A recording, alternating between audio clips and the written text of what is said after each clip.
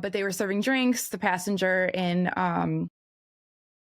18E ordered a bourbon and a soda before giving Tina the note, or Florence the note. Bourbon Shit, on a flight Florence. is my kind of guy or girl. So she either looked at it right away or she took it. It's again, but either way, she either put it in her purse thinking that it was like a lonely businessman giving her number, because apparently that had happened. So if we go with that story with her putting it in her purse, the passenger then whispered to her, "Miss, you better look at the note. I have a bomb." Oh. I don't know if she put it in her purse and he said that after, he handed it to her and she didn't look right away. Either way, that's what this passenger is quoted telling her.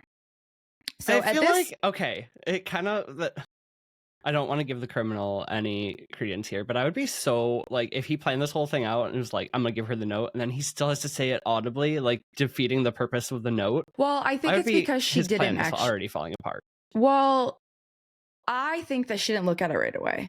Yeah, that's what I'm saying. Like, he planned the whole thing out for her to look at it right away, then still has to audibly say it. Now, either way, I think that this plane had to have been in the air for some time, because you wouldn't hand a note stating that if you were still taking off or shortly after, because they would just land the plane. Yeah.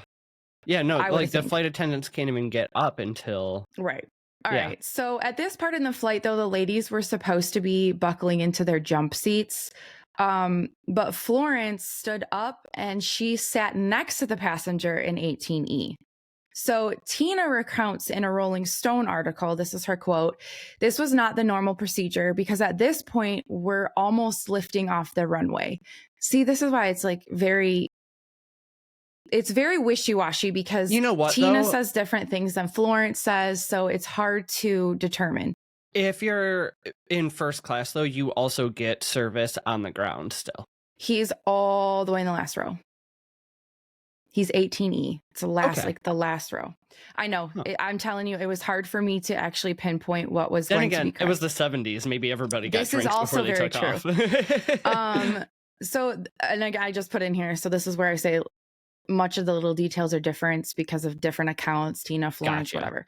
So at this moment, again, thinking that this is very strange and not protocol, Tina sees Florence motion to her to pick up a piece of paper that she had dropped.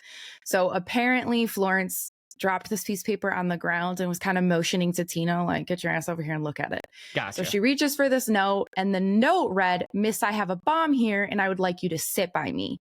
So now Tina knows that Florence saw this note, is now sitting next to him because that's the instruction. And so she's like, I have goosebumps right now because, like, what the hell? Yeah, what do you do? I don't know. Either way, whoever saw the note first or whatever, that was what it was. That's everybody collectively says that's what it says. It was written in neat, all capital letters. So at this point, at that point, my not fear of heights or plane or anything, but claustrophobia would set in.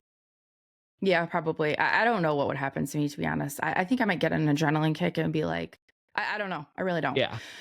So Tina calls Captain William A. Scott and explains what's happening. So she calls the cabin and was like, shit's gone down. Florence is still sitting next to 18E, as we'll kind of call him. And she kind of asked to see the bomb. I think probably because she wanted to know if this is real or not. But I'm sorry, if somebody showed me anything that remotely looked strange, I'd be like, yeah, that's a bomb. I don't know. So she is shown a briefcase with 2 rows of 4 red cylinders, which she assumed were dynamite.